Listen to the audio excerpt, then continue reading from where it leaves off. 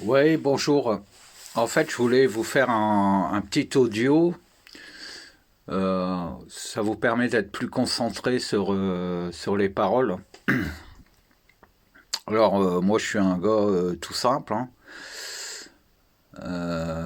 Par contre, j'ai rien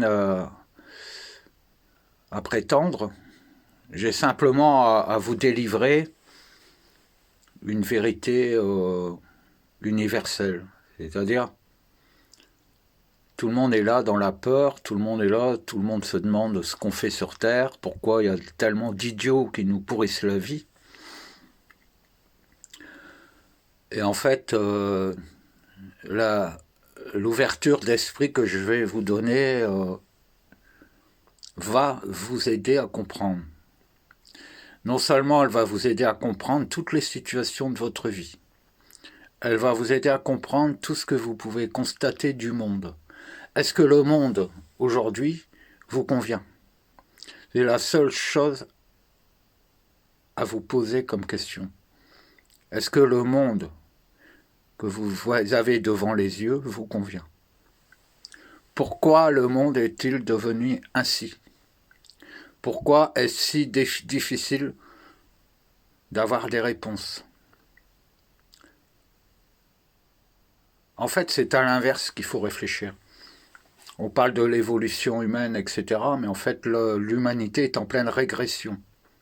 Pourquoi? Simplement parce que l'humain accepte qu'on lui vole son énergie, qu'on lui vole sa légitimité génétique.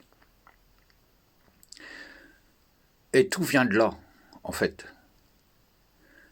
Un ADN, c'est quoi? C'est simplement, il faut considérer que c'est comme un poteau planté dans le sable, quelque chose qui est censé être la perfection, autour duquel viennent s'agglomérer les moules, et ces moules sont vos cellules. Et votre corps est constitué ainsi, comme votre squelette, votre chair, vos tendons, vos muscles, et votre cerveau et vos réseaux sanguins et vos réseaux neuronaux. Tout ça, ça s'organise de manière naturelle. Mais en fait, c'est comme si votre squelette était ce poteau à moule à l'intérieur duquel sont enfermées toutes les informations qui disent tel moule peut venir sur ce socle et tel autre moule je n'en veux pas. Et c'est ce que vous devez faire au quotidien. Vous êtes un socle, ils appellent ça Babylone dans les religions. Vous êtes un socle. Et votre corps est petit. Mais autour de vous, il y a tous vos gènes, toute votre génétique. Vos os contiennent votre passé. Sur ce passé viennent se coller vos jours. Et vos jours se répètent en permanence parce que vous ne pouvez pas changer votre squelette.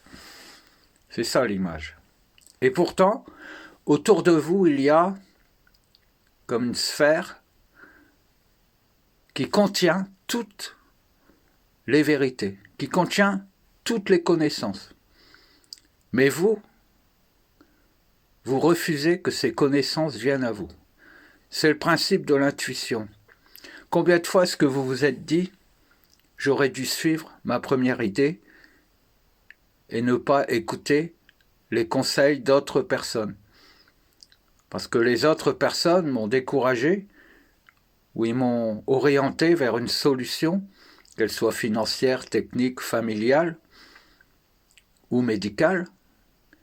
Mais en fait, j'ai pris le conseil parce que je n'étais pas certain de la décision à prendre. Et pourtant, je me suis trompé. Et je suis sûr que si j'avais écouté ma première intuition, ma première idée, cette première idée contenait toutes les solutions à tous les défis que j'aurais eu à relever pour mener à bien mon projet.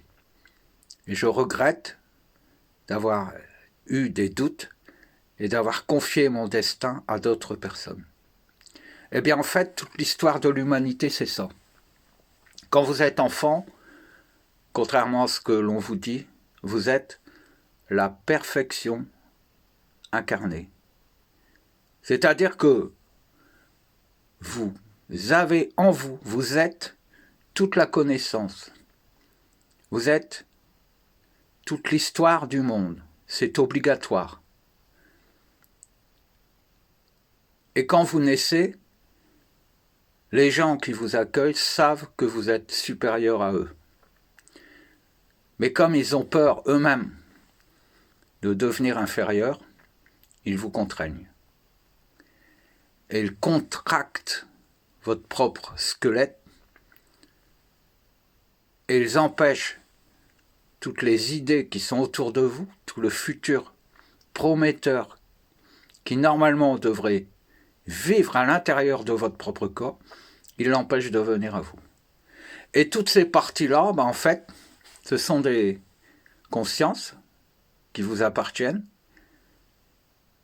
et que vous rejetez sans le savoir, pour faire plaisir à un tel ou dans le but d'avoir un intérêt financier ou un intérêt matériel à faire quelque chose qui au départ n'est pas dans vos gènes, comme on dit, mais que vous appliquez quand même. Vous créez une compensation et ça empêche votre propre vérité individuelle et personnelle de venir à vous et de vivre en perfection dans votre corps. Voilà comment ça fonctionne. Tout le monde se dit, comment pourrais-je faire pour ne pas subir les contraintes du monde et comment ne pas subir les contraintes de la société? Comment ne pas être soumis aux idées farfelues, aux idées tordues, aux méchancetés des autres? Et vous vous sentez de plus en plus faible. Et vous vous sentez de plus en plus bête. Et vous n'avez aucune issue. Et pourtant, vous avez une énergie qui est autour de vous, qui ne demande qu'à vous servir. Cette énergie n'est pas un Dieu. Le Dieu, ce sont les autres. Si vous croyez en Dieu, vous favorisez les autres et vous vous diminuez vous-même. Vous avez tout, non pas dans les mains, mais vous avez tout autour de vous. Mais vous ne pouvez le voir, parce qu'on vous a transformé la génétique et vous ne pouvez plus accéder à ces vérités. Alors plutôt que de vous demander comment pourrais-je faire pour changer la société, demandez-vous quel cosmos je suis, quel cosmos je voudrais devenir. Et le cosmos que vous êtes va peu à peu se manifester dans ce qu'il a de plus réduit, de plus condensé, c'est-à-dire vous-même. Vous êtes en quelque sorte l'ADN, le sélecteur, la base de registre, de registration de toute la génétique parfaite. Et pour que vous soyez un être humain, en vous ne se révèle qu'une partie de cette génétique. Et cette génétique, ça n'est rien d'autre que votre conscience. Et cette génétique, ça n'est rien d'autre que les neutrinos qui vous traversent par milliers à chaque seconde.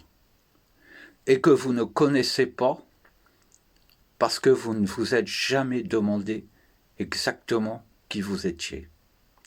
Vous n'êtes pas qu'un être humain, et en tout cas, un être humain, c'est l'un des seuls systèmes, des seuls assemblages atomiques qui, en delà de la biologie, peut bénéficier du fait d'être conscient. Mais cette conscience, et vous l'avez déjà remarqué, elle n'est pas qu'horizontale, elle n'est pas que terrestre. Si vous avez conscience des étoiles, c'est parce que vous voyez les étoiles. Dites-vous qu'au-delà des étoiles, il y a toutes les autres étoiles que vous ne pouvez voir. Et pourtant, les plus importantes, ce sont toutes ces étoiles. Voilà ce que j'avais à vous dire.